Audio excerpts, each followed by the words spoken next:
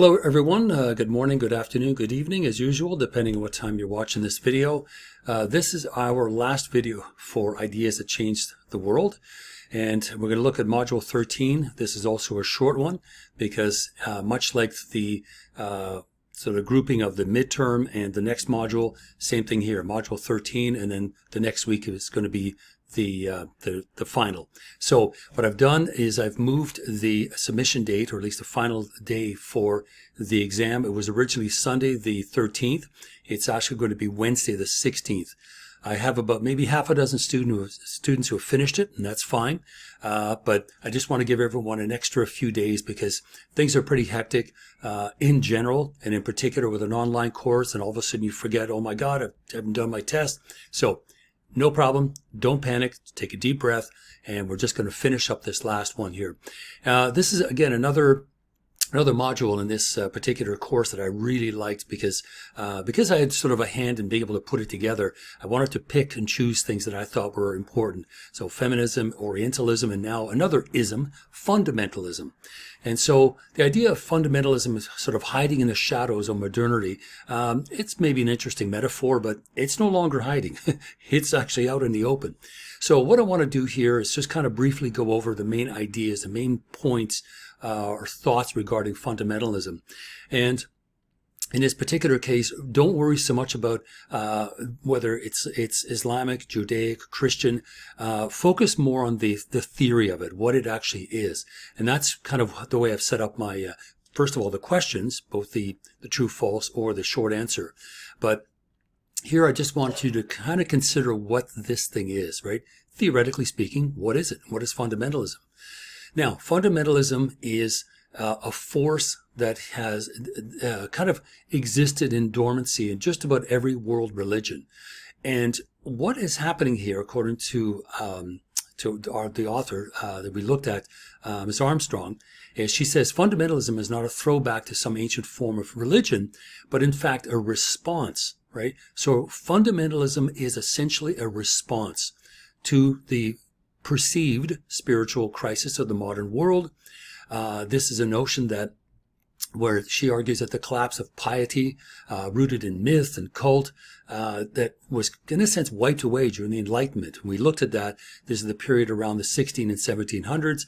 The Enlightenment forced people of faith to grasp new ways to be religious. And so in a world of science and secularism and modernity and industrialization, what does it mean to be religious? And therein lies the birth of fundamentalism. So if we were to look at it, we want to have a clear definition of what it is. And it is the following: a strict adherence to a religious or political doctrine that is often coupled with an extremely dogmatic, in other words, unyielding, authoritative, my way or the doorway kind of dogmatic interpretation of whatever founding text that religion or political position is trying to espouse. So it could be the Bible, the Talmud, the Quran. It could be a political manifesto of both the right or the left. So fundamentalism can also refer to a practice of treating religious works such as the Bible, the Quran, the Talmud as the literal word of God. And that is important because within fundamentalism is not only this notion of a kind of a reactionary moment against or in response to modernity, industrialization, but it's more than that. And that's what I'm going to look at here. So we're just going to scroll down a little bit here. Again, this is a fairly short video. Shouldn't be more than about 15 minutes. Okay, so we talked about it. Fundamentalism being a strict adherence to a religious or political doctrine, along with a very dogmatic viewpoint or interpretation of these founding texts. But I think there are several topics or reasons why this topic is worth considering, especially in the 21st century, as we move more and more into this increasingly secular, technological, industrialized world. So these 5 things are the following. Fundamentalism is 1, a sacred reaction by individuals against this perceived nature of secular reason and rationality. So as science and secularism and rationality increases to a fundamentalist, the view is that there's no place left for the divine. And so if science tries to answer all these questions regarding the divine and the divine in the natural world, and science seems to strip away the mystery of the universe, fundamentalists think that this is a bad thing. Science is not a good thing in certain religions. Now, let's keep in mind, in the Quran, science is welcome. Right? This is one of the few major monotheistic religions where science really works with theological thinking to help to explain certain passages in the Quran that are not as clear today as they could be. So, with the exception of Islam, the other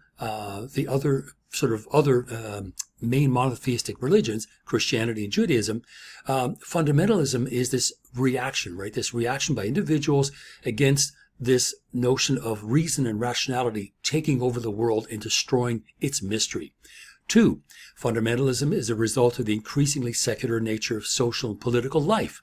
And of course, following the Enlightenment, we had the introduction of atheism and religious doubt being sort of sewn into the fabric, into the marketplace of ideas, and looked at as valid topics. And this would have been heretical or blasphemous to the church fathers in, say, the 14th and 15th century. So fundamentalism is also the result of, or response to, a reaction against the increasingly secular nature of social and political life. 3, fundamentalism is an extreme reaction to the emancipation of women, which of course we look at today as the cornerstone of a free and rational society. So an open society, a free society, is one in which women are emancipated and have the ability to vote and drive a car and participate, in public life. So fundamentalists tend to respond to this in kind. Remember, fundamentalism is a response to something. So instead of favoring the emancipation of women, they emphasize, in fact, conventional, agrarian gender roles, putting women back into veils in the case of Islam, or back into the homes in terms of Christianity and Judaism, to relegate women back to that secondary position in the private realm. This is what fundamentalists think that this is where women should be. So, reaction to the perceived loss of the mystery of the universe, a response to the secular nature of social and political life, a response to the emancipation of women. Number 4, the notion of fundamentalism has with it the ability to create a sort of a little enclave, a kind of bubble of the other within the other. And what that means is secular society, which is free and open and inclusive and cosmopolitan and all the things that we've talked about, the fundamentalist lives a life of radical otherness, right? Of pure self-ostracism, right? Not participating in the affairs of the day. And here, for example, we can think of, all the MAGA folks in the States. Sorry for me bashing the U.S., but at least there is a very clearly recognizable kind of fundamentalism, Christian nationalism, which is extremely dangerous because it slides into Nazism very, very quickly. And we have fundamentalists who are living a life of radical otherness, completely disconnected by the reality of the world around them. And we're not just talking about, who won an election. We're talking about refuting facts, refuting science, refuting authority. That is a form of radical otherness that we see right now. So fundamentalists no longer associate with the we that we were talking about last week, that we traditionally associate with the West. So that is, again, very, very important. And then the 5th one, and this is perhaps the most important one to understand what is actually going on here, is fundamentalism resists the fact that human reality is historical and that our human essence, what we define it to be at a certain point in time, is also historical and hence open to reinterpretation and discussion and reinvention. So a fundamentalist not only is stuck in their ways, they are adamantly so. They are resisting the movement of history. That is ultimately what they're doing. So fundamentalists resist the fact that reality is historical. The historical movement of everything. So there's movement of history, and there's even movement within history. And fundamentalists reject all of that, which is why they're forever, make so-and-so great again. Let's go back to the old ways of life. So hopefully you can see how all of these ideas really tied together. So fundamentalism is not only a response to the development of history, but it even dismisses the very notion of history and the notion that we need to reconsider our position in the world on a regular basis, because otherwise we miss the movement of history. We ignore it at our peril. So fundamentalism's mistake is in regarding what they consider as fundamental as somehow ahistorical categories. Now, we can go back to Plato's theories of, perfect forms and ideas and look at those as sort of ahistorical in the same way. What fundamentalists do is something similar, but those ideas do not exist somewhere else. They literally exist in the here and now. And they ultimately exist in this motion or this movement of radical otherness. So they mistake this idea that these fundamentalist aspects that they consider to be part and parcel of who they are and what they believe in are not ahistorical. They absolutely are historical. So in a secular, alienating, free, and historically contingent society responds to historical movement all the time, we can begin to understand how patriotism, xenophobic nationalism, chauvinism, and all of those tied together into fundamentalism have a common response, because they are all responses to what? To the following. So fundamentalist movements in all faiths share these characteristics. One, they are disenchanted by modernity because it's not fulfilled all that it has promised.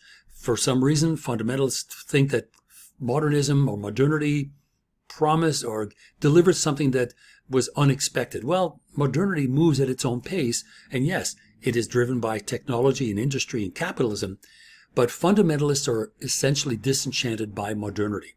Two, they have a real fear that their faith will be exterminated by this secular establishment of technology, rationality, science, industry, sometimes very aggressively.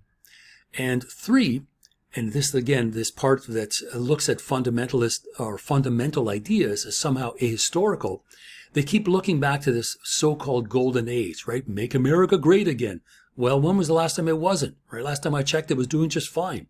So this harking back to a golden age before the establishment of modernity, they look at that for inspiration, and they don't want to move necessarily all the way back to the Middle Ages, because that's literally impossible, thankfully, but moving back to a time before modernity. And of course, that is very much a sliding scale. We don't really know what that period is, but certainly in their minds, the minds of a fundamentalist, a period of time when everyone seemed to know their place. There was a sense of mystery in the universe. There was a sense of the sacred in the world. Women were relegated to secondary positions. And again, this notion that history should always stand still. It doesn't by its very nature. History moves, right? So the world, reality, our understanding is historical. It is constantly informed by new ideas that grow out of changes that some things we expect, some are unexpected, some are the result of our behavior or actions, and some are not. But history continues to move. The movement of history is inexorable. You cannot stop it. And fundamentalists think that you can. And that's why ultimately it's a losing battle, but also a very dangerous battle, because some of these fundamentalist positions that you'll see in the slides call for violence. And if violence becomes the only answer to the question of everyday life, that's where we need to be very, very careful. Okay, so that's essentially Module 13. Once again, to remind you, these slides and the text that you see on the screen are for you to use as sort of learning tools to write the final, which is now open till Wednesday, August 16th. There'll be 20 true-false questions and 15 short answer. And again, truly short answer questions. And they're available under the quiz, sort of the quiz link in the pull-down menu in FOL. If you have any questions before you start, quick email to me and I'll answer. But in the meantime, that's pretty well it. If you've already handed in your second essay, this is the last thing that's required of you. And after that, you are pretty well done. So thank you for taking this course. Thank you for allowing me to indulge in my periodical rants on whatever. But I hope you enjoyed the course. I hope you enjoyed the course content, because I really enjoyed putting this course together, especially the second half of it. So Have a wonderful rest of the summer. There's a few weeks left before school starts back, but hopefully we'll see each other in the hallway. But in the meantime, just take it easy and just go through the videos. I'm going to link all of them in the last announcement that I make for you. So take care, and we'll talk to each other soon. Bye-bye.